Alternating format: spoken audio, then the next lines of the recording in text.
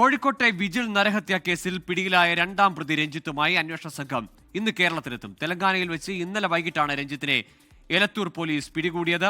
കഴിഞ്ഞ ദിവസം കണ്ടെത്തിയ വിജിലിന്റേതെന്ന് സംശയിക്കുന്ന മൃതദേഹ അസ്ഥികൾ ചൊവ്വാഴ്ച DNA പരിശോധനയ്ക്ക് അയക്കും. വിവരങ്ങളുമായി ഗോകുൽ കെ വേണുഗോപാൽ ചേരുന്നു കോഴിക്കോട് നിന്ന്. ഗോകുൽ, നിർണായകമായ തെളിവുകൾ പോലീസിന്റെ പക്കൽ ലഭിച്ചതിന് ശേഷം അന്ന് തന്നെ പറഞ്ഞിരുന്നു ഈ ഒളിവിലുള്ള രണ്ടാം പ്രതിയെ ഞങ്ങൾ ഉടൻ തന്നെ പൊക്കുമെന്ന്. അത് ഇന്നലെ സാധ്യമായിരിക്കുന്നു. മെനിഞ്ഞാന്ന് ഈ അസ്ഥിഭാഗങ്ങൾ കണ്ടെടുക്കുന്നു. ഇന്നലെ രണ്ടാം പ്രതിയെ പിടികൂടി കേരളത്തിലേക്ക് എത്തുക, പാലക്കാടേക്കായിരിക്കും എത്തുക. പാലക്കാട് നിന്ന് കോഴിക്കോടേക്ക് പ്രതിയെ കൊണ്ടുവരികയായിരിക്കും ചെയ്യുക.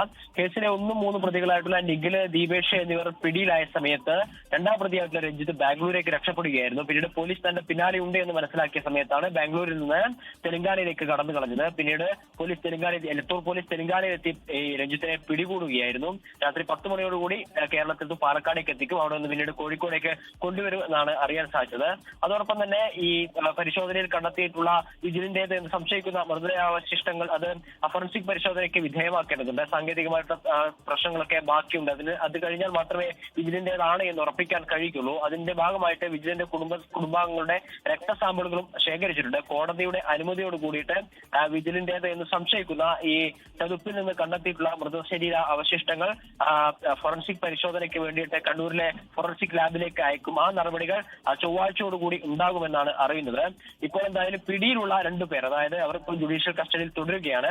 ഈ രഞ്ജിത്തിനെ എത്തിച്ചതിന് ശേഷം ഇവർ 3 പേരെയും ഇരുത്തി ഒരുമിച്ച് ചോദ്യം ചെയ്യണോ എന്ന കാര്യത്തിൽ ഉൾപ്പെടെയുള്ള കാര്യങ്ങളിൽ പോലീസ് ഒരു തീരുമാനമെടുക്കുന്നതേ ഉള്ളൂ. ഗോകുൽ. ശരി, ഗോകുലാണ് വിശദാംശങ്ങൾ നൽകിയത്.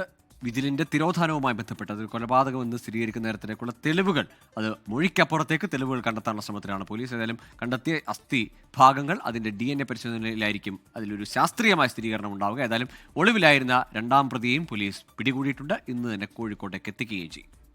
ലോകത്തെവിടെയായാലും ഏത് സമയത്തും 24 വാർത്തകളും ഓഗ്മെന്റഡ് റിയാലിറ്റി പാക്കേജുകളും എക്സ്പ്ലെയിനറുകളും വിശദമായി കാണാൻ ഞങ്ങളുടെ യൂട്യൂബ് ചാനൽ നിങ്ങൾക്ക് സബ്സ്ക്രൈബ് ചെയ്യാം.